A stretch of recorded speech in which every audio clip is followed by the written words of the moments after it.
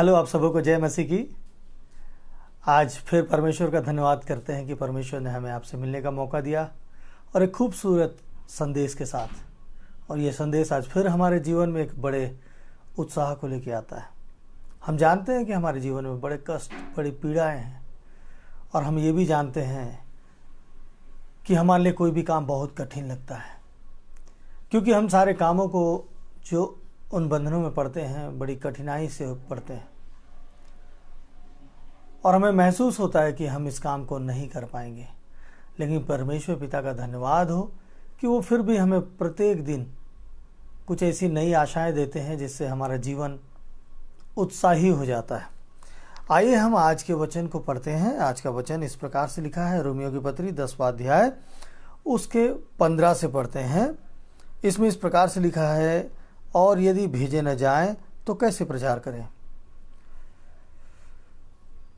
जैसा लिखा है, उनके पांव क्या ही सुहावने हैं जो अच्छी बातों का सुसमाचार सुनाते हैं। जैसा लिखा है, उनके पांव क्या ही सुहावने हैं जो अच्छी बातों का सुसमाचार सुनाते हैं। परंतु सबने उस सुसमाचार पर कान न लगाया। यशायाह कहता है, हे प्रभु, किसने हमारे समाचार पर विश्वास किया। यशायाह नबी कहते हैं, हे प्रभु, किसने हमारे समाचार पर विश्वास किया। अतः विश्वास सुनने से और सुनना मसीह के वचन से होता है।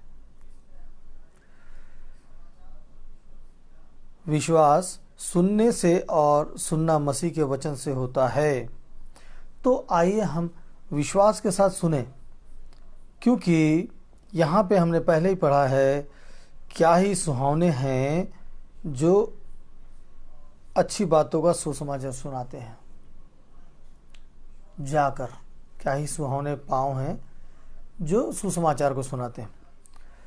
तो आइए हम आज की कहानी पर चलते हैं। आज की कहानी इस प्रकार से है कि गांव के दो बच्चे, दोनों में करीबन 5 साल का अंतर है।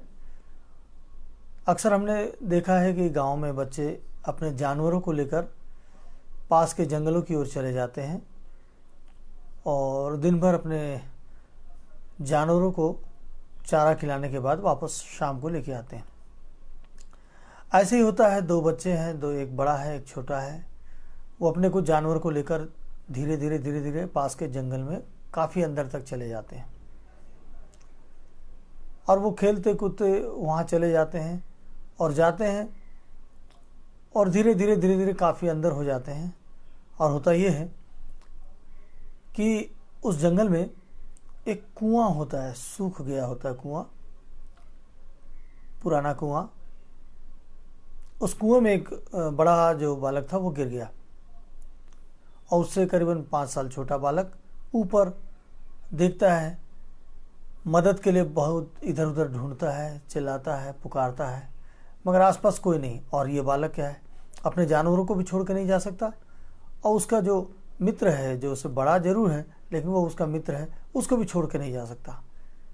वो कुआं सूखा है, सूखा कुआं था और उसमें वो गिरा हुआ था। अब ये परेशान हो जाता है कि मैं कैसे निकालूं। न जानवर को छोड़ के जा सकता है, न उस व्यक्ति को छोड़ के जा सकता है। यहाँ वहाँ बहुत परेशान होता है, बहुत परेशान हो जाता है, चिल्लाता है, चीखता है, चिल्लाता है, लेकिन उसकी आवाज़ वहाँ तक नहीं पहुँचती। जब आवाज़ नहीं पहुँचती है तो वो क्या करे। फिर देखता है कि पास में एक जगह पे रस्सी और बाल्टी रखी हुई है। वो भी काफ़ी समय से रखा हुआ है, क्योंकि जो भी लोग वहाँ पानी के लिए आते होंगे, लेकिन वो कुआं सूख जाने के कारण अभी वो बाल्टी और रस्सी एक किनारे में रखी हुई थी। और वो फिर प्रयास करता है, बोलता है कि चलो मैं ही कुछ करता हूँ, और वो रस्सी बाल्टी को उस कुएं में डालता है और आवाज़ देता है कि भाई, इस बाल्टी में आप बैठ जाओ, मैं इस रस्सी को खींचूंगा, आप बैठ जाओ। और ये बहुत प्रयास करता है, क्योंकि ये छोटा है, इसके शरीर में उतने बड़े शरीर से को खींचने के लिए सामर्थ्य कम है। फिर भी ये क्या करता है, प्रयास करता है, और उसका प्रयास रंग लाता है, उसका प्रयास रंग लाता है और वो उसे बाहर खींच ही लेता है। और जब बाहर आ जाते हैं उसके बाद ये लोग अपने जानवर को लेकर गांव में वापस लौटते हैं, खुशी खुशी लौटते हैं। और जब लौटते हैं तो वहाँ जाकर गांव में बताते हैं कि हम ऐसी मुसीबत में पड़ गए थे, और उसके बाद ये जो मेरा भाई है, ये मेरा दोस्त है, ये मेरे को खींच के निकाला। तो गांव के लोग बोलते हैं कि ये सारे बच्चे, ये दोनों बच्चे झूठ बोल रहे हैं, ये बहाना बना रहे हैं, ये जानबूझ करके ज़्यादा अंदर जंगल में चले गए और लेट हो गया, तो ये हमसे झूठ बोल रहे हैं। कोई विश्वास नहीं करता उनकी बातों को, क्योंकि छोटा लड़का इतने बड़े को कैसे खींच सकता है रस्सी में, बाल्टी में बिठाल कर, कोई विश्वास नहीं करता है। तब वहाँ पे एक बुजुर्ग गुजरते होते हैं, वो उनकी बातों को सुनते हैं बुजुर्ग। तो बुजुर्ग कहते हैं कि ये बच्चे सही बोल रहे होंगे, क्योंकि जब कोई आसरा नहीं होता है तो अपने खुद के स्वयं के बल से जो असंभव काम है हम कर सकते हैं। क्योंकि वो बुजुर्ग थे, उनको बहुत अनुभव था। वो कहते हैं कि ये बच्चे सही बोल रहे थे। जब ये पूरा प्रयास करके लोगों को मदद करने के लिए मांग पुकार करके थक गया, तब ये स्वयं करने लगा। यदि उसके पास वहाँ कोई एक और होता, कोई व्यक्ति होता, तो उसे कह देता कि तुम छोटे हो, तुमसे नहीं बन पड़ेगा, और वो मान लेता कि मुझसे नहीं बन पड़ेगा। ऐसे ही है जब कोई लोग होते हैं और वो हमें अपने क्षमता को बता देते हैं, ये तुम्हारे लायक नहीं है, तुम नहीं कर पाओगे, और हम स्वीकार कर लेते हैं। तुम नहीं कर पाओगे, हमें स्वीकार कर लेते हैं। और ये संसार का ईश्वर भी हमें ऐसे ही सिखाता है, तुम नहीं कर पाओगे, तुम्हारी बस की बात नहीं है। लेकिन जब वो बुजुर्ग कहते हैं कि ये इसका अंदर का जो विल पावर है, ये इसने, क्योंकि शाम होने लगा है और उसे जानवर भी संभालना है, उस भाई को भी निकालना है, उसकी चिंता उसने उसे क्या किया, अंदर से विल पावर तैयार किया। और दूसरी बात है, उसे कोई भी व्यक्ति नहीं था ऐसा बोलने के लिए कि तुम नहीं कर पाओगे, तब ये बालक ने कर पाया। यही है हमारा जीवन मेरे प्यारे विश्वासी भाई बहनों, यही हमारा जीवन। हम इधर उधर ताकते हैं कि कोई हमें सलाह देगा, तब हम उस काम को कर पाएंगे। हम इधर उधर ताकते हैं कि क्यों ना हम किसी से पूछ लें, लेकिन जब हम किसी से पूछ नहीं पाते तो जरूर उस काम को कर लेते हैं। क्योंकि आज हम आदी हैं ना, आज हम आदी हैं किसी न किसी व्यक्ति से सलाह लेने के आदी हैं। हम आदी हैं किसी न किसी व्यक्ति से तारीफ सुनने के आदी हैं। इसलिए हम वो काम करते हैं जिसमें हमें लोग हमारे लिए क्या करें, तारीफ करें या हमें सलाह दें, और हम उनके सलाह पर चलते हैं। हमारा सलाह देने वाला हमारा परमेश्वर है, लेकिन उस बात को हम कठिन समझते हैं। हमारा सलाह देने वाला हमारा परमेश्वर इस पवित्र शास्त्र है, सलाह देते हैं, उस बात को हम कहते हैं असंभव है, ये हमारे लिए असंभव है। आप भी शायद कहेंगे कि यह असंभव है, आप भी ये बात को कह सकते हैं कि हमारे लिए असंभव है। मैं आपके लिए पढ़ रहा हूँ और आप तय करेंगे कि आपके लिए संभव है या असंभव है। हम लूका रचित सुसमाचार पवित्र शास्त्र से, नए नियम से लूका रचित सुसमाचार, उसके 6वें अध्याय के 27 पद से मैं पढ़ता हूँ और आप इसे सुनकर अपना चुनाव करें। परंतु मैं तुम सुनने वालों से कहता हूँ कि अपने शत्रुओं से प्रेम रखो, जो तुमसे बैर करें उनका भला करो। देखिए, मैं जो पढ़ रहा हूँ इस पर आप ध्यान दीजिएगा। यहाँ परमेश्वर कहते हैं कि तुम सुनने वालों से कहता हूँ कि अपने शत्रुओं से प्रेम रखो, जो तुमसे बैर करे उनका भला करो, जो तुम्हें श्राप दें उनको आशीष दो, जो तुम्हारा अपमान करें उनके लिए प्रार्थना करो, जो तेरे एक गाल पर थप्पड़ मारे उसकी ओर दूसरा फेर दे, और जो तेरी दोहर छीन ले उसको कुर्ता से भी न रोक। जो कोई तुझसे मांगे उसे दे, और जो तेरी वस्तु छीन ले उससे न मांग। जैसा तुम चाहते हो कि लोग तुम्हारे साथ करें, तुम भी उनके साथ वैसा ही करो। अब देखिए कितनी कठिन बात लग रही है ना, क्योंकि ये संसार का ईश्वर बोलता है ऐसा हो ही नहीं सकता, ऐसा करना संभव नहीं है कि हम अपने शत्रुओं से प्रेम करें। जो हमारा बुरा करता है, बैरी है, उसको हम आशीर्वाद दें। जो हमको श्राप देता है हम उसको आशीष दें। जो हमें अपमान करे उसके लिए हम प्रार्थना करें। अगर कोई हमारे गाल में थप्पड़ मारे तो हम उसके सामने दूसरा फेर दें, ये हो नहीं सकता। कोई हमारे कपड़े छीन ले तो हम उसे ले लेने दें,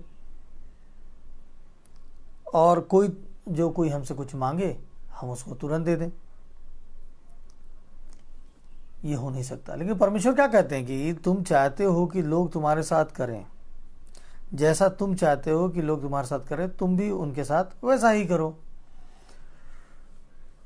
अब हमारे लिए तो कठिन बात है, यदि कोई हमें सलाह देने वाला मिले, हमारे साथी मिले, हमारे संग रहने वाला मिले, इनमें से हम कोई भी बात का पालन नहीं कर पाएंगे, किसी भी बात का पालन नहीं कर पाएंगे, क्योंकि हमारे लिए उनके प्रति प्रेम नहीं जागेगा ना, हम कर ही नहीं पाएंगे, हमारे लिए असंभव हो जाएगा। 32 से पढ़ते हैं हम लोग इसी में, यदि तुम अपने प्रेम रखने वालों के साथ प्रेम रखो तो तुम्हारी क्या बढ़ाई। अब ध्यान दीजिएगा, वहाँ तो हम ये बात को समझ गए कि हमारे लिए करना कठिन है कि सरल है। अब यहाँ पे परमेश्वर का वचन कहता है कि यदि तुम अपने प्रेम रखने वालों के साथ प्रेम रखो तो तुम्हारी क्या बढ़ाई। यदि हम किसी के साथ, हमारे हम जो संबंधी हैं, जान पहचान के लोग हैं, जो हमसे प्रेम रखते हैं, हम उनसे भी प्रेम रखते हैं, तो बढ़ाई की क्या बात है। हम उसकी सहायता करते हैं तो बढ़ाई की क्या बात है। हम उसकी मदद करते हैं तो बढ़ाई क्या बात है। अगर वो हमारा प्रेम रखने वाला संबंध है तो वो हमको थप्पड़ मारता है तो दूसरा गाल फेरने में कौन सी बड़ी बात है।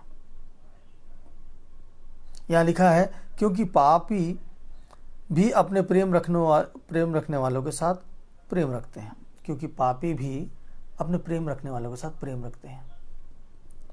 यदि तुम अपने भलाई करने वालों ही के साथ भलाई करते हो तो तुम्हारी क्या बढ़ाई, क्योंकि पापी भी ऐसा करते हैं। यदि तुम उन्हें उधार दो जिनसे फिर पाने की आशा रखते हो तो तुम्हारी क्या बढ़ाई। यदि तुम जिसको उधार देते हो, जिसे दो और जिसने फिर पाने की तुम आशा रखते हो तो तुम्हारी क्या बढ़ाई, क्योंकि पापी पापियों को उधार देते हैं कि उतना ही फिर पाएं। वरन अपने शत्रुओं से प्रेम रखो और भलाई करो और फिर पाने की आशा न रखकर उधार दो।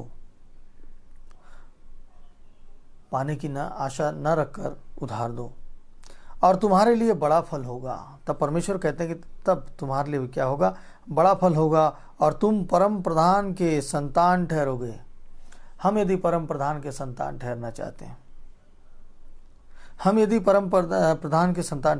हैं, तो हमें ऐसे काम करेंगे तो हमारे जीवन में बदलाव आ जाएगा, क्योंकि वह उन पर जो धन्यवाद नहीं करते और बुरों पर भी कृपालु हैं। जैसा तुम्हारा पिता दयावंत है वैसे ही तुम भी दयावंत बनो। तो आज का संदेश हमारे लिए ये है कि हमें दयावंत बनना है। आज का संदेश ये है कि हमें किसी को ताकना नहीं है। जो हमारी आत्मा, जो हमारा मन बोलता है वो परमेश्वर की ओर से बोलता है। हम ऐसे काम करें जो लोगों को असंभव लगता है, हम ऐसे काम करें।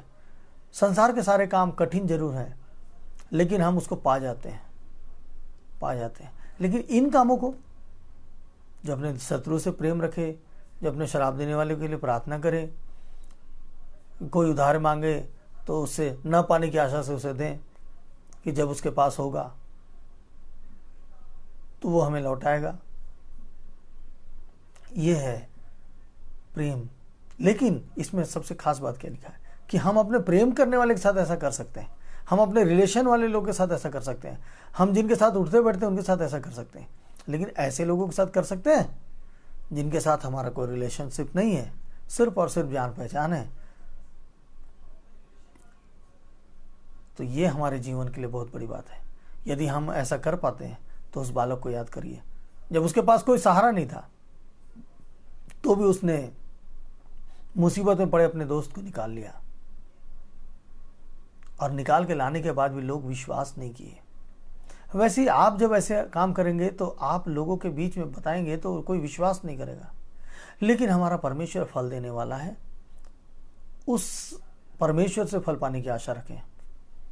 जितना हम यहाँ बांटेंगे, ये सारी बातों को करेंगे, परमेश्वर जो प्रेम है, प्रेम का दाता है, वो हमारे लिए उतना करेगा। तो आज का हमारे लिए संदेश ये है, मुख्य संदेश यही है, मुख्य संदेश यही है, जैसा तुम्हारा पिता दयावंत है वैसे ही तुम भी दयावंत बनो।